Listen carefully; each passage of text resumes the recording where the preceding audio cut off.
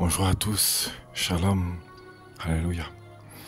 J'aimerais aujourd'hui partager un message d'encouragement au travers du livre de Job. On va prendre le premier chapitre. On va prendre juste les versets qui sont utiles pour ce message. On voit au premier chapitre, au verset 5, il arrivait que quand les jours de festin étaient passés, Job les sanctifiait et les laissait aller. On parle de ses enfants, qui est un peu fêtard. Hein. Il se levait de bonne heure le matin et offrait des holocaustes selon leur nombre à tous. Car Job se disait, peut-être mes fils ont-ils péché et ont-ils blasphémé contre Elohim dans leur cœur. Job agissait toujours ainsi. Voilà. Premièrement, on passe sur ce passage-là. Alors, je précise que j'ai reçu ce message. Le Seigneur m'a vraiment fait grâce de recevoir ce message. Il y a environ une semaine et demie au moins. Hein. Voilà. Et j'ai été très combattu, vraiment, pour ne pas partager ceci.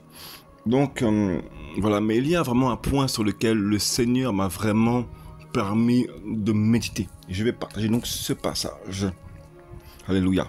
Au verset 8. Yahweh dit à Satan, « As-tu fixé ton cœur sur mon serviteur Job? Il n'y a personne comme lui sur la terre.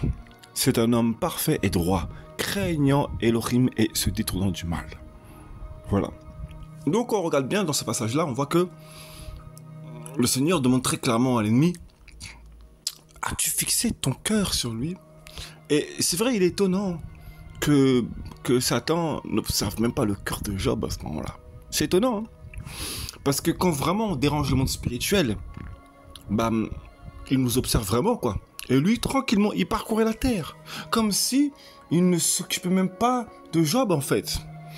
Et la raison est simple.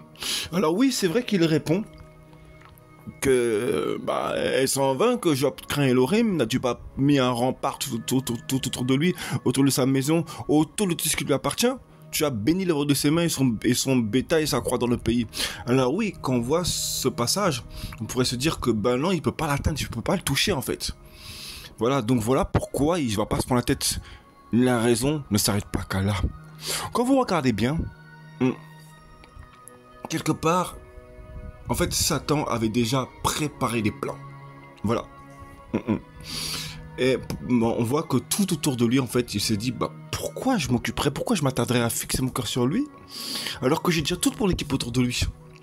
Sa femme ne se levait même pas avec lui le matin pour faire des offrandes au Seigneur, parce que les fils étaient fêtards. Pourquoi? Bah, déjà, si les fils sont fêtards, si les enfants sont fêtards, et que même qu'ils influencent même les sœurs à être fêtardes également, bah, c'est simplement que dans l'éducation, il y a eu un problème.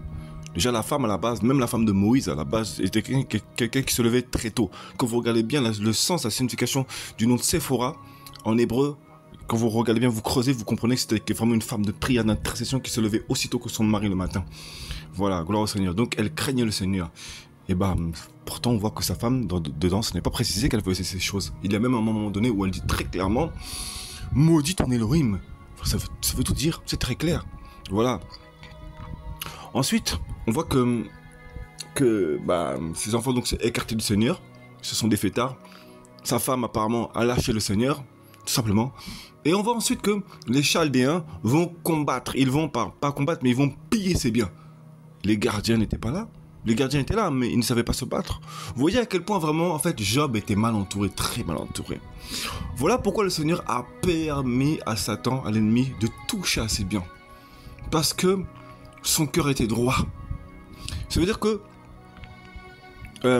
il ne s'attachait pas à ses biens. En fait, il était tellement fixé à craindre le Seigneur. Il y a beaucoup de serviteurs qui sont comme ça parfois. C'est que ils vont tellement craindre le Seigneur qu'ils ne vont même pas se préoccuper sur ce qui se passe vraiment dans leur famille. Ça veut dire qu'ils ne pourront pas modifier grand-chose. Peut-être même que Job demandait une délivrance. Parce que, imaginez-vous, il se levait tôt le matin pour faire ceci. Parce qu'on voit qu'il y a un problème. Il devait voir sa femme. Il devait se dire, mais Seigneur, quand est-ce que tu vas agir? Et bah, il a permis que Satan touche, que l'ennemi touche à ses biens. Et en fait, c'était une délivrance, tout simplement. Il s'est morfond. Vous voyez, même parfois on demande même au Seigneur, c'est pas marqué, Job n'a pas demandé, Seigneur, délivre-moi de ça. Non. Mais il avait une famille en fait. Il devait beaucoup aimer sa famille, mais vraiment beaucoup. La preuve, il s'est couché sur la cendre, voilà quoi. Hein. Voilà, il a mis la cendre sur lui, etc. Voilà, il était en deuil très clairement. Mais au fond de lui, ben, il aurait voulu que les choses changent. Voilà. Hein. Et c'est lorsque sa femme, bah ils ont vu que la femme a vu qu'il a tout perdu, qu'elle a dit mais maudit ton Elohim. Donc en fait très clairement, il a très clairement vu que sa femme n'était même plus avec le Seigneur en fait. Et le Seigneur très certainement se disait mais il ne mérite pas ça, c'est mon serviteur, il ne mérite pas ça. Voilà pourquoi même le diable ne voulait même pas. Et regardez, c'est même pas Satan qui va va interroger, calomnier sur Job. C'est même le Seigneur qui dit as-tu fixé ton cœur sur Job?